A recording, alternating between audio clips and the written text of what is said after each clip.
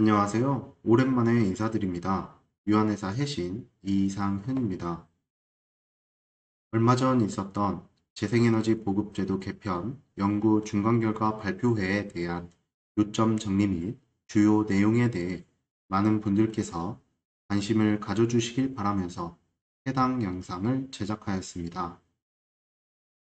바쁘시더라도 본 영상을 보시고 우리의 신재생에너지 산업이 올바른 방향으로 성장할 수 있도록 많은 관심을 가져주시길 바라겠습니다. 그럼 지금부터 본 내용을 살펴보도록 하겠습니다. 연구 중간 결과 발표는 에너지경제연구원 재생에너지 정책연구실의 조상민 실장님께서 해주셨습니다. 설명 순서는 재생에너지 정책 수단과 동향, RPS 제도의 현황과 문제점, RPS 제도 개편 방향 제안 순으로 이어졌습니다. 먼저 재생에너지 정책 수단과 동향에서 국내는 현재 RPS 제도를 운영 중이나 RPS 제도 도입 시 벤치마킹 대상 국가들이 FIP 경매 제도 도입이 증가하고 있는 추세입니다. RPS 제도 일몰 사유를 보면 영국의 경우 발전 수익의 불확실성으로 인한 소비자 부담 확대가 있었고 2014년 하반기 경매 제도를 시행하였습니다. 이탈리아의 경우 의무적인 조항이 미흡하여 정책 목표 달성이 어려웠고 그로 인한 시장 가격이 불안하여 2013년도 경매 제도를 시행하였습니다. 일본은 원전 사고 이후 2012년 RPS 제도 종료 후 FIT 재도입을 하였습니다. 대체적으로 RPS 제도 일몰 후 3에서 5년 정도의 시간을 가지고 제도 일몰이 되었습니다. 연구 결과로 보았을 때 RPS 제도의 보급 효과 유무를 보면 현재 제도는 보급 효과가 없는 것으로 보여진다는 결과로 FIT와 FIP 및 RPS 제도와 경매 제도를 같이 운영하는 것이 보급 효과가 가장 좋다고 합니다. 대체로 RPS 제도가 무엇인지 잘 모르실 것 같아 요약 정리를 해드리면 500MW 이상의 발전 사업자에게 총 발전량의 일정 비율 이상을 신재생 에너지를 이용하여 공급하도록 의무화한 제도입니다. 다음으로 현황과 문제점을 살펴보도록 하겠습니다. 우선 현황을 보면 국내 RPS 시장은 선물시장, 자체 계약, 고정가 계약이 있습니다. 공급 의무자 입장에서 보면 선물 또는 계약 시장을 통한 REC 확보를 하거나 자체 건설을 하여 이행하는 방법이 있습니다. 이를 판매 사업자에게 이행 비용을 신청하여 정산을 받습니다. 의무 공급 비율은 매년 상승하고 있으며 이행 수단으로 보면 16년도에는 자체 건설 46%, 자체 계약 28.5%, 선물시장 15.3%, 정부 입찰 10.3%의 비율로 이행되었으나 22년도에는 자체 건설 16.7%, 자체 계약 41%, 선물시장 17%, 정부 입찰 25.3% 비율로 실적 이행이 되고 있습니다. 그동안의 RPS 정책 기조 변화를 보면 2001년도에 발전 차액 지원 제도를 도입하였고 효율성 확대를 위해 12년도에 RPS 제도를 도입하였습니다. 17년도에는 안정성 제고를 위해 경쟁 입찰을 도입하였고 18년 7월부터 정책 목표를 반영하여 한국형 FIT를 운영하였습니다. 현재 한국형 FIT 제도는 일몰된 상황입니다.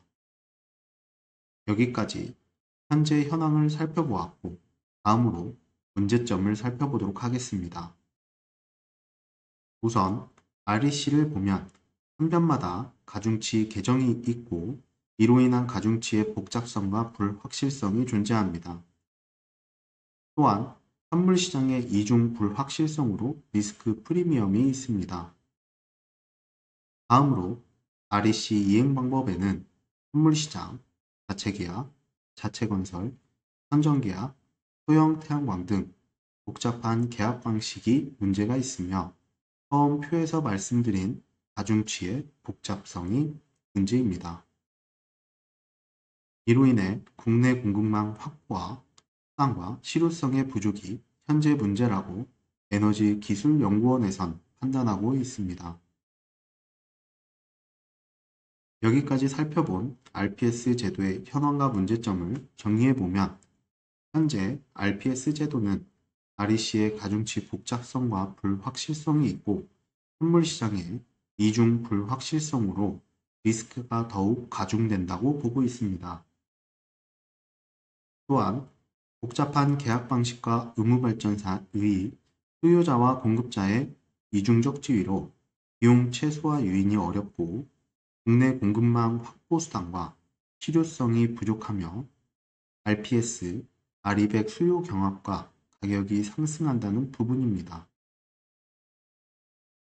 다음으로 RPS 제도 개편 방향을 살펴보면 선물시장을 일몰하고 REC 가중치를 폐지 또는 단순화하고 연도별, 원별 적정 물량 할당을 하고 단기 고정가격 계약을 유도하여 이를 통합적으로 경매를 하겠다는 것입니다. 여기서 말하는 경매제도란 단기 고정 가격 계약 입찰이며 현재 있는 계약 제도와는 달리 시장 진입부터 고정가 계약을 통해서만 가능합니다. 결과적으로 위의 표와 같이 정부 주도하에 시장을 운영하고 단순화하는 것이 이번 중간 결과입니다. 그렇다면 어떤 기준을 변환할 것인지 에너지기술연구원의 연구 결과를 살펴보도록 하겠습니다. 우선 신규 설비는 경매를 통해서만 시장을 진입하고 기존 설비 전환은 현재 현물시장 참여 발전소는 장기 계약을 유도를 하고 가격 확정 설비는 원안을 유지하는 것으로 보고 있습니다. 장기 고정 계약을 어떻게 운영할 것인지를 보면 연도별, 원별, 적정 물량을 할당하도록 하는 것이며 가격, 비가격 평가 지표를 전면 개편한다고 합니다. 이렇게 RPS 제도를 폐지하고 경매 제도를 도입함으로써 시장 안정성 및 예측 가능성이 확보되고 시장 효율성이 증가되고 포트폴리오 관리 개선이 되며 국내 공급망 관리 개선, RE100 추진이 용이할 것으로 보고 있습니다. 여기까지 에너지 경제연구원의 재생에너지 보급제도 개편 중간 결과 발표 자료를 살펴보았습니다. 최종적으로 요약을 해보면 현재 RPS 제도를 일몰하고 정부 주도의 경매 제도를 도입하겠다는 것이며 기존 운영 중인 발전소들은 고정 장기 계약을 유도하겠다는 것입니다. 앞으로 신규 발전소는 장기 계약을 통해서만 시장 진입이 가능하게 하고 그로 인하여 시장 안정성 등 문제점을 개선하겠다는 내용입니다. 그럼 본 발표에서 나온 주요 질의응답 내용을 살펴보도록 하겠습니다. 질문 1. 재생에너지 보급제도 개편 일정은 어떻게 되는가? 답변. 법률 개정이 필요한 사항으로 현장에서 받아들이기 쉬운 것부터 정부와 협의하여 진행하겠다. 질문 2. 기존 RPS 설비의 처리 방안은? 답변. 장기계약 체결된 발전소는 계속 유지할 수 있도록 의무화하는 게 필요하며 선물시장은 일몰되어야 하기에 별도의 시장을 열어 장기계약 전환을 시간을 갖고 하겠다. 질문 3. 제도 개편에 따른 소규모 태양광 활성 방안은? 답변. 소규모에 대한 기준이 명확치 않아 어디까지 어떤 경로를 통해서 할지 고민해 보겠다. 질문 4. 제주도에서 시행하고 있는 재생에너지 입찰 제도와의 차이는 무엇인가? 답변. 제주도에서 시범 운영 중인 입찰제도는 하루 전 발전량에 대해 발전을 할지 말지 정해서 전력 단가 입찰하는 방식의 제도이고, 지금 말하는 경매제도는 고정 장기 계약이다. 질문 5. 경매제도에 참여하지 못한 사업자들은 선물시장이 사라지면 어떻게 되는가? 답변. 시장 진입을 고정가격 계약을 통해서만 가능하며, 발전사업 기획 당시부터 낙찰 가능 여부를 확인하고 낙찰되기 전까지 아리백의 수요를 충당하거나 장기 계약을 체결하는 방식이 있을 것이다. 질문 6. 국산 제품의 사용 확대 방안은? 답변. 우선 탄소 검증에 반영될 수 있도록 할 예정이다. 또한 가격 상한선을 올릴지 프리미엄을 붙일지는 검토 중이다. 여기까지 재생에너지 보급제도 개편 연구 중간 결과 발표를 알아보았습니다. 많은 분들께서 이러한 연구 결과가 시장에 무조건적으로 반영되어 적용되지 않도록 관심을 가지고 정부에 많은 의견을 제시하여 올바른 방향으로 재생에너지 시장이 자리 잡을 수 있도록 해주시기를 바라겠습니다. 여기까지 유한회사 최신의 이상 편이었습니다. 본 영상이 여러분들께서 태양광 발전 사업을 하는데 조금이나마 도움이 되길 바라겠습니다.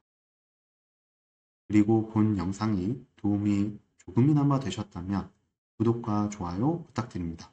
감사합니다.